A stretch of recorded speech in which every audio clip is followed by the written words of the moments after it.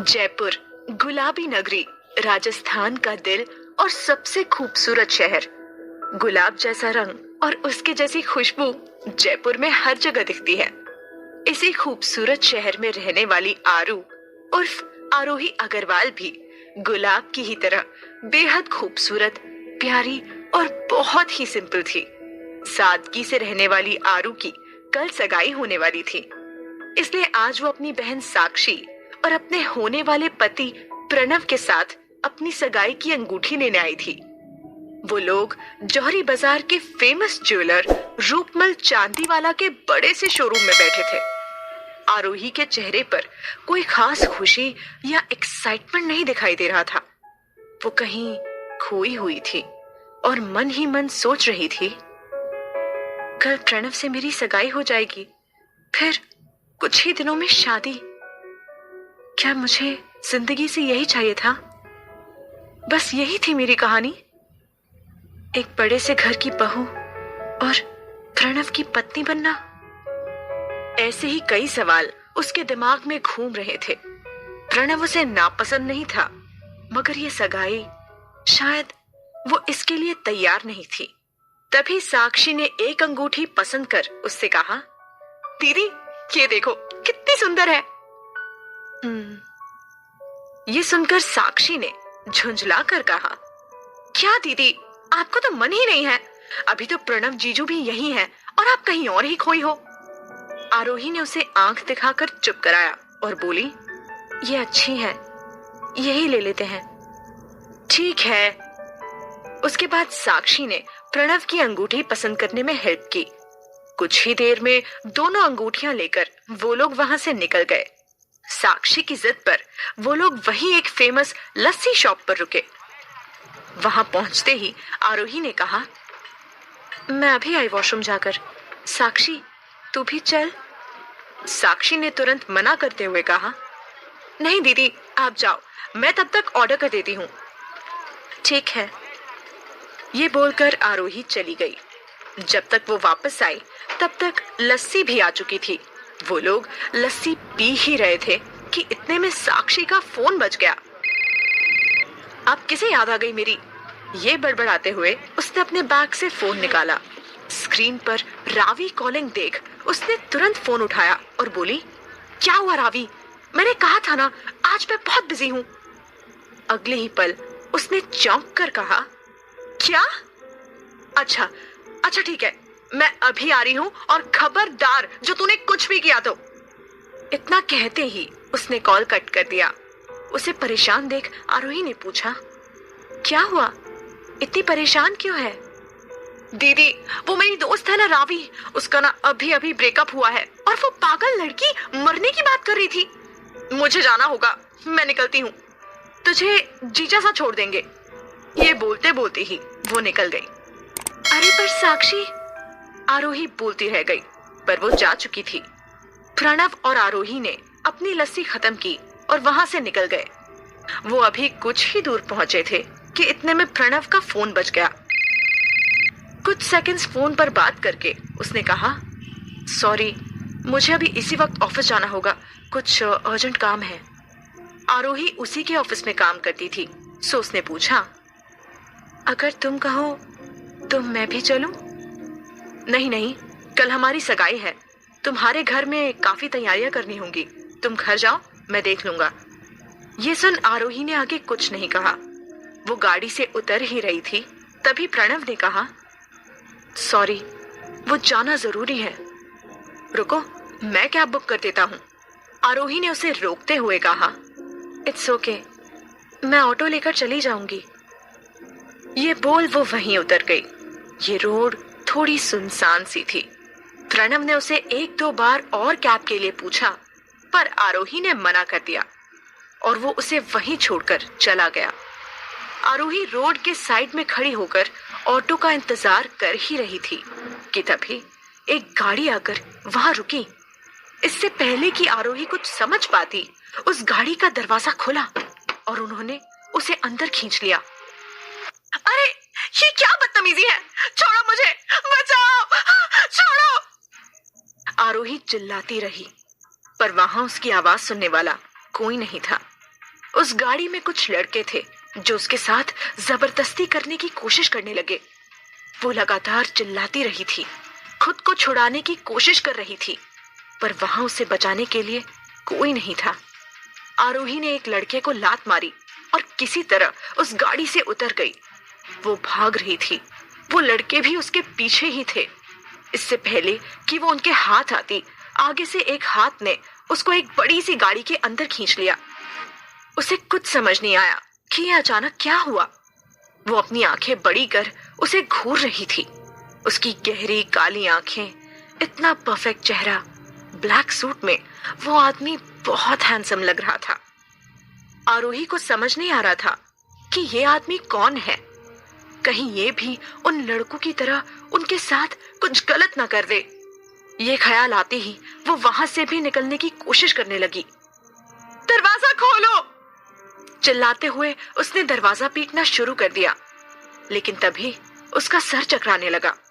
उसकी हालत बिगड़ते देख उस शख्स ने कहा, आप ठीक तो हैं? उस शख्स के ड्रेसिंग सेंस और कार को देखकर साफ पता चल रहा था कि वो किसी बड़ी सी कंपनी का मालिक होगा, पर आरोही को इससे कोई फर्क नहीं पड़ता था।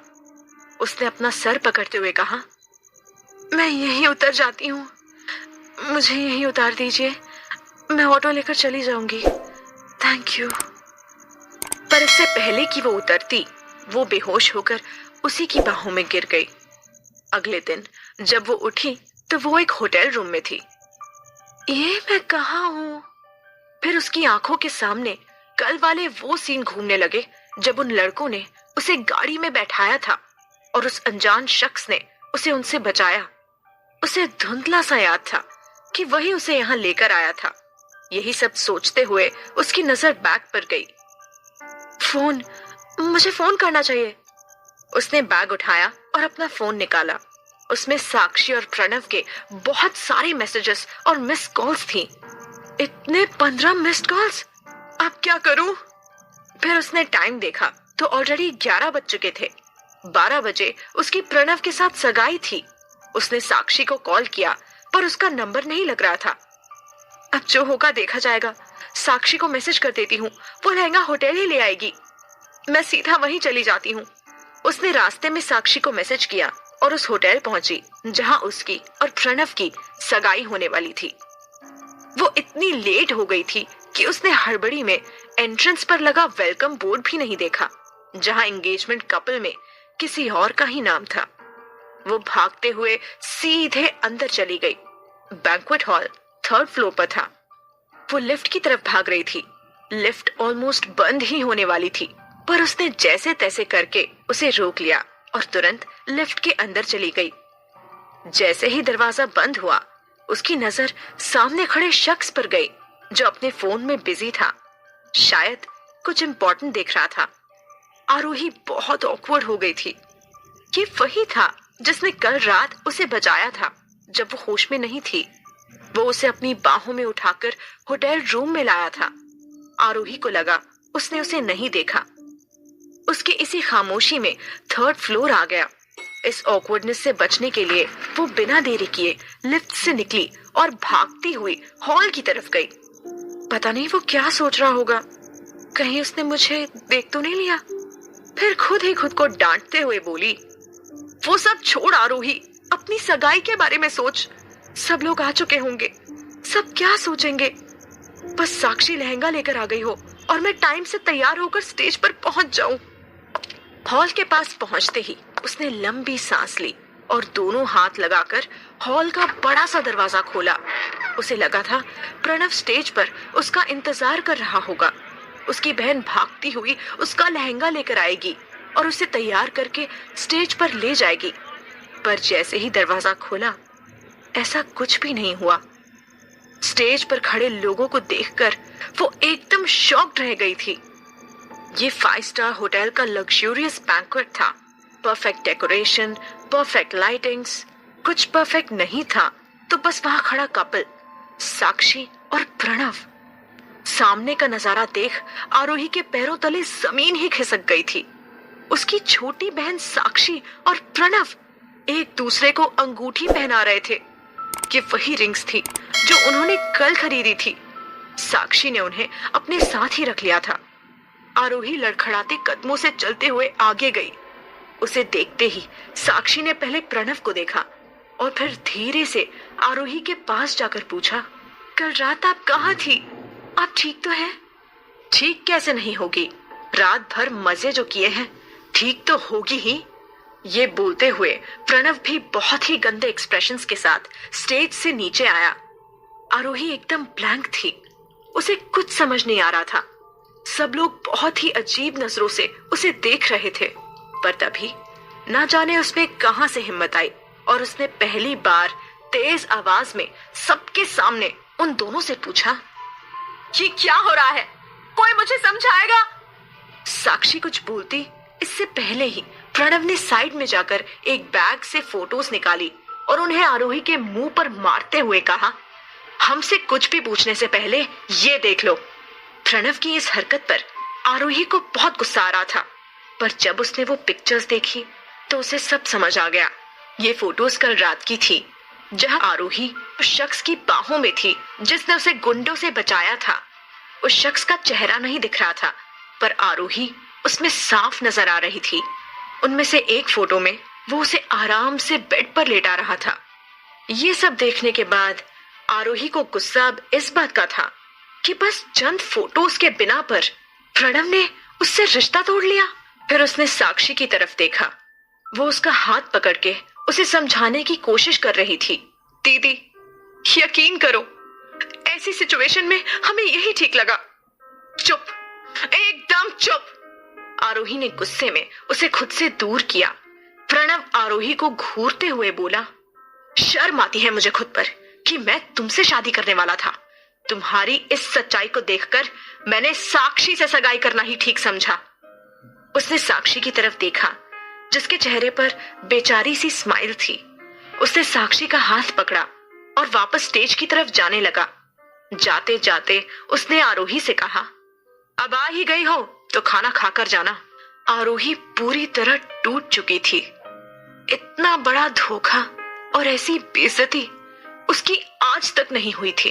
प्रणव से तो उसे कोई उम्मीद नहीं थी, पर साक्षी, सौतेली ही सही, पर वो थी तो उसकी बहन ही।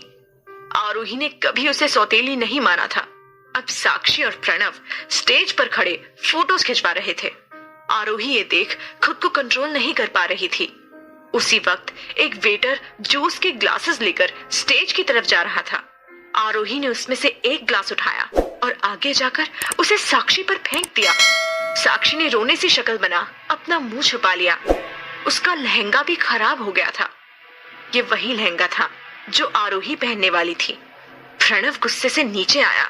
उसने बिना कुछ सोचे आरोही को जोर से एक थप्पड़ मार दिया।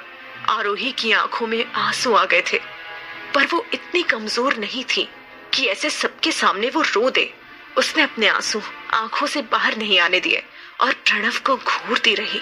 प्रणव गुस्से से बोला, ऐसी गिरी हुई हरकत करने के बाद तुम ये सब कर भी कैसे सकती हो? छी, मुझे तो बोलते हुए भी शर्म आती है। और तुम कल रात को क्या कर रही थी? मैं तो क्या, इतना सब होने के बाद कोई भी तुमसे शादी नहीं करेगा। इतने सारे लोगों के सामने वो आरोही की इंसल्ट कर रहा था, पर कोई कुछ नहीं बोल रहा था। आरोही की फैमिली भी नहीं। तभी एक आवाज वहां गूंजी, मैं करूंगा इनसे शादी। ये सुन सबने हॉल की एंट्रेंस पर देखा। आरोही भी ये सुन बुरी तरह हैरान हो गई थी, लेकिन जब उसने पीछे मुड़कर देखा तो वो और ज्यादा हैरान हो गई। ये वही शख्स था जिसने कल रात उसे गुंडों से बचाया था, जो अभी थोड़ी देर पहले उसे लिफ्ट में भी मिला था। आरोही को लगा था कि उसने उसे नहीं देखा, पर वो तो उसके पीछे पीछे यहाँ तक आ गया था। सबके साथ साथ साक्षी और प्रणव भी पूरी तरह हैरान थे। उस शख्स ने पास आकर एक बार फिर आरोही से पूछा, तो बताओ, करोगी मुझसे शादी? आरोही एकदम ब्लैंक वहीं खड़ी खड़ी बड़ी बड़ी आंखों से उस शख्स को देख रही थी। तो क्या आरोही शिवाय का ये प्रपोजल एक्सेप्ट करेगी? क्या होगा आगे?